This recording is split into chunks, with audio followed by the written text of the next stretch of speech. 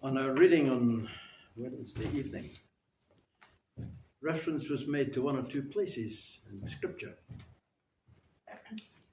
And it was said of in Hosea there, as regards Gilgal, come ye not to Gilgal. And Bethel was also mentioned. So I thought I would, since then, I've had a look at Gilgal and the history of Gilgal. And perhaps we could maybe consider it. So we turn to the book of Joshua, chapter 4.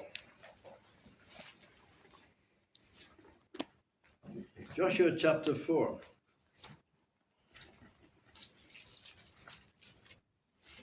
Now this is the crossing over of the Jordan.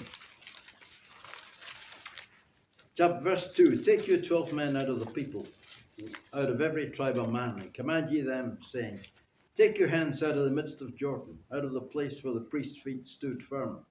12 stones, and ye shall carry them over with you, and leave them in the lodging place where ye shall lodge this night. And Joshua called the 12 men whom he had prepared of the children of Israel, one out of every tribe of man.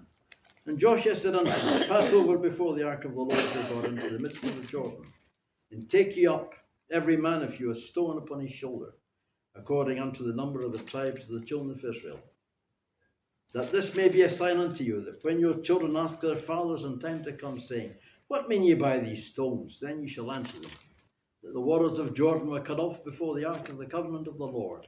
When it passed over Jordan, the waters of Jordan were cut off, and these stones shall be for a memorial unto the children of Israel forever. And chapter 5, and we'll read from verse 2. At that time the Lord said unto Joshua, make thee sharp knives, and circumcised again the children of Israel the second time. And Joshua made him sharp knives, and circumcised the children of Israel at the hill of the foreskins. And this is the cause why Joshua did circumcise all the people that came out of Egypt that were males, even all the men of war, died in the wilderness by the way after they came out of Egypt. Now all the people that came out were circumcised, but all the people that were born in the wilderness by the way as they came forth out of Egypt, them they had not circumcised.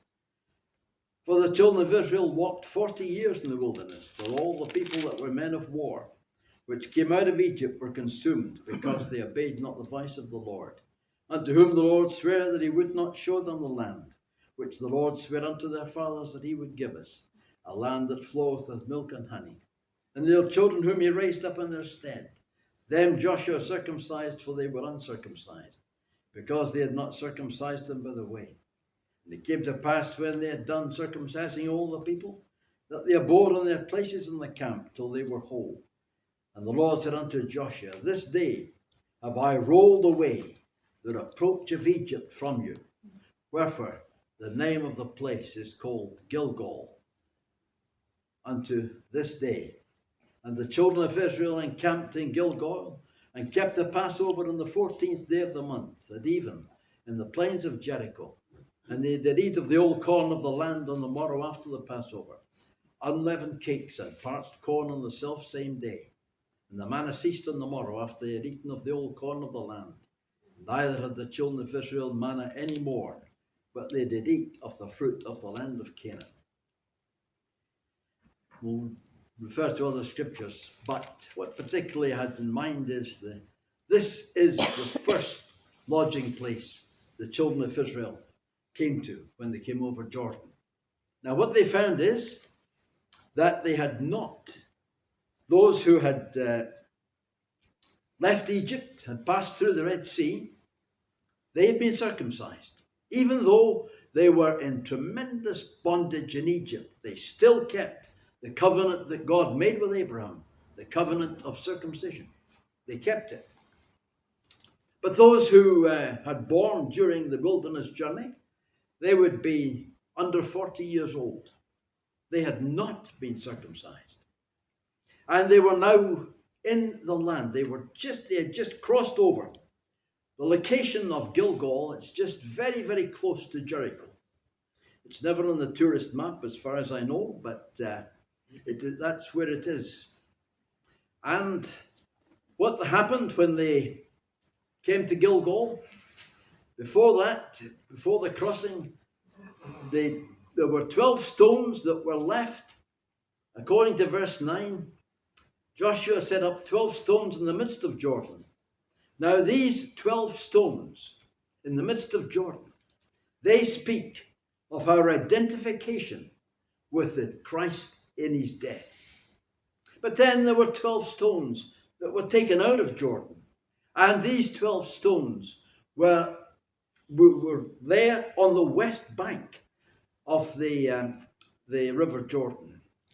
And these stones speak of Christ in resurrection.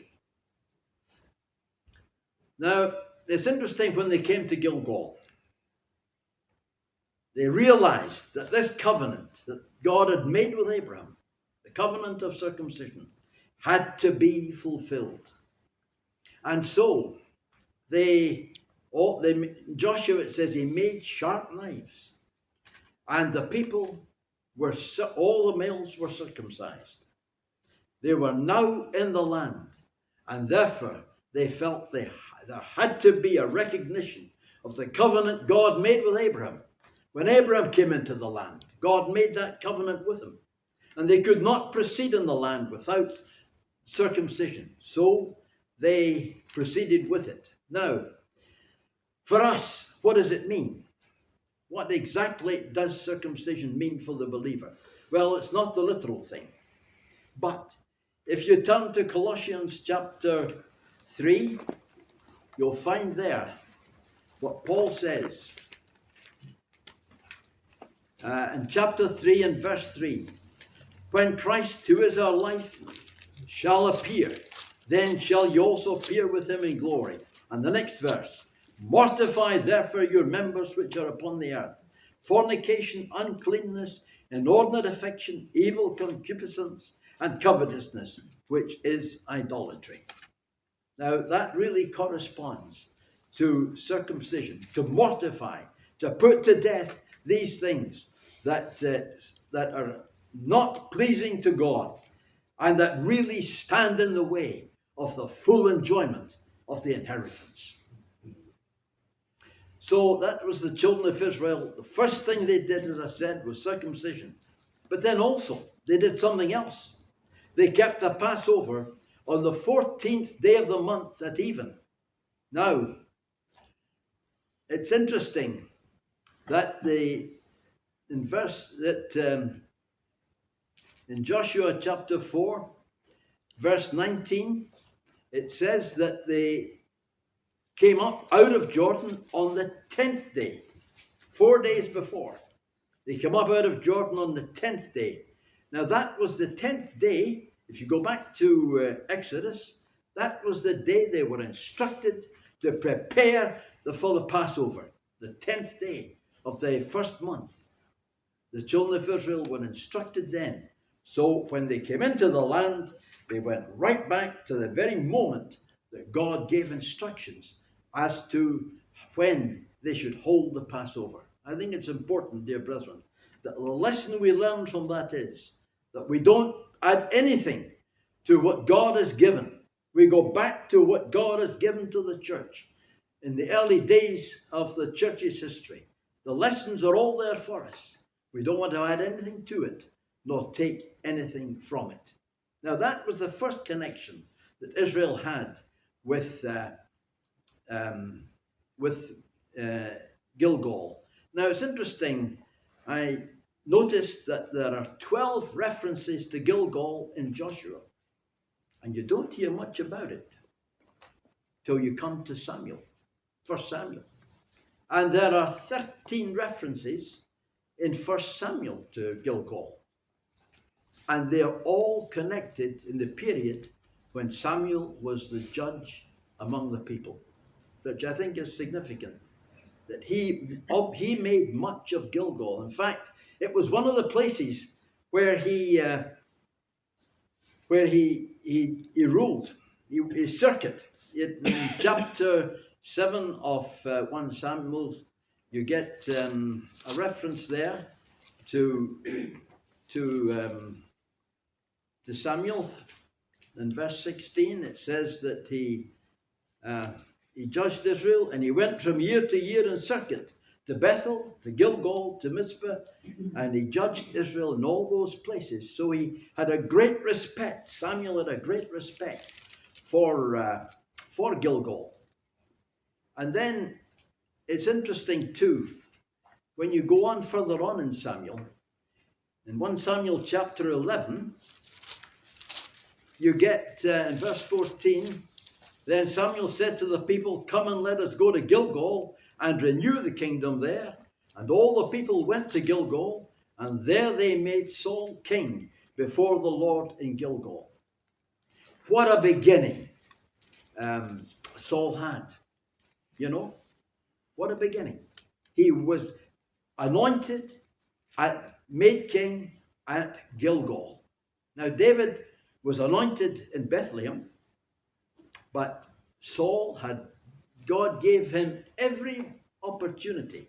You know, when Saul went to Gilgal, what would he see? He would see those 12 stones that were taken out of the Jordan.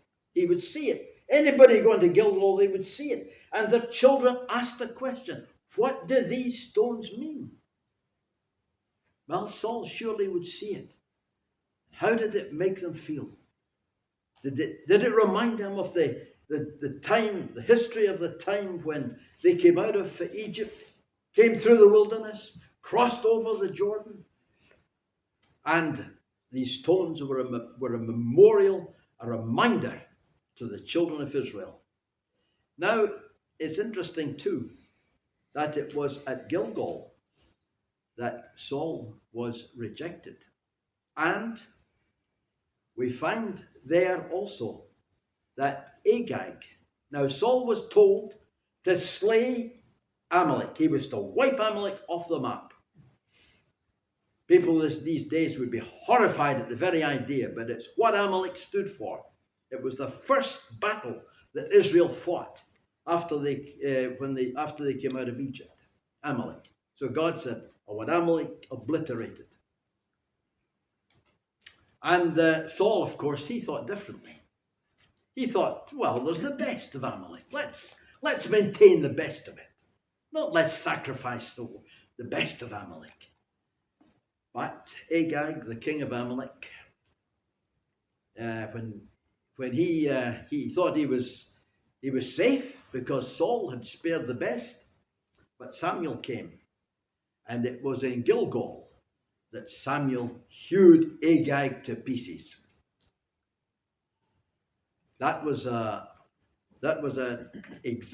Samuel exactly fulfilled the word of the Lord where Saul failed. So that's another event, as I say, that took place at Gilgal. Now, did David have much connection with it? Well, there's not so many references to it, but if you turn to 2 Samuel 19, for a moment, you'll see a reference there. 2 Samuel 19 and verse 15. Now this is after Absalom's rebellion, and Absalom had been slain, and the people were coming back to David. And verse 15 says, "So the king returned and came to Jordan, and Judah came to Gilgal to go over to meet the king, to conduct the king over Jordan." And verse 40 is almost a repetition. "Then the king went on to Gilgal, and Chimham went on with him. And all the people of Judah conducted the king, and also," and this is an addition, "half the people of Israel." So, the connection here with David, he was in rejection. He had fled to the area now known as Jordan. He had crossed Jordan the other way. And now he was coming back. The king was coming back into his rightful place. And the people went where? To Gilgal. That's where they went. It was a renewal, you might say, of the kingdom again. They went to Gilgal, and there they welcomed David back into the rightful place that he had.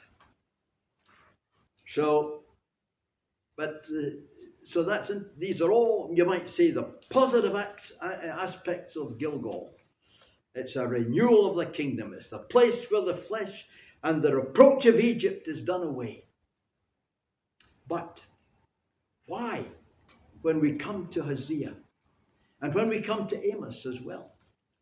Because you know there's a verse in Amos which I'll refer to, and we'll come to it no doubt when we do read Amos, as we're going through hopefully these Old Testament prophets. And in Amos chapter 5 and verse 5, it says, "Seek not Bethel, nor enter Gilgal, and pass not to Beersheba, then for Gilgal shall surely go into captivity." How solemn that is. Oh, dear brethren, do we want to ever lose the truth that Gilgal represents? That these things are written for our learning. And yet, there comes a time, don't go to Gilgal, or Gilgal shall go into captivity. Almost the same, it's almost as if Gilgal means rolled away. It's almost as if it's going to be rolled away itself. Instead of the reproach of Egypt being rolled away, as it was initially. By this time, the time these prophets, interestingly to Hosea and Amos, were about the last prophets in the northern tribe. They were about the last, these men. And both of them have an adverse message to deliver on Gilgal. Well, I just thought I would pass on these few impressions that as I say, it came to me on Wednesday evening when we were speaking in Hosea on Gilgal, and what it had once been, and now what it was. What a contrast. But these are lessons for us, dear brethren, and they renew the kingdom. Let us never lose sight of what Gilgal means. That is why I read that section in Colossians, because it's clear that Paul had that in mind when he told them the things that are obnoxious to God, and that Gilgal is the place where the reproach that these things, which are accepted in the world, what Paul wrote in Colossians, they're not regarded as sin in the world, not at all. Covetousness, it's full of it these days. It's not regarded as sin, but in the sight of God, it is sin, and that Gilgal is to be rolled away.